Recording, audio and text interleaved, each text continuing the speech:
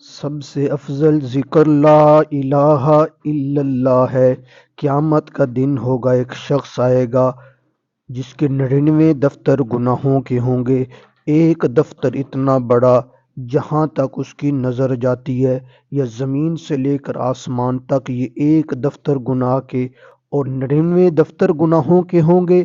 وہ بندہ گھبرائے گا، اللہ کریم فرمائیں گے او میرے بندے گھبرا نہیں، میں نے تیری ایک نیکی سنبھال کر رکھی ہے۔ سبحان اللہ۔ تو وہ دل میں سوچے گا ایک نیکی کیا کرے گی 99 دفتر گناہوں کے؟ تو اللہ تبارک و تعالی سے وہ بندہ کہے گا مولا میرے ساتھ مذاق تو نہیں ہو رہا؟ اللہ فرمائیں گے نہیں، میری ذات تو مذاق کرنے سے پاک ہے۔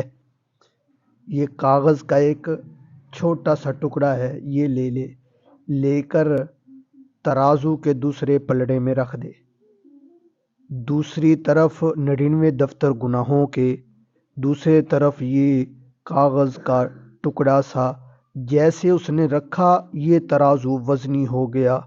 تو اللہ کریم سے سوال کرتا ہے وہ بندہ یا اللہ دیکھ لوں کون سی نیکی ہے۔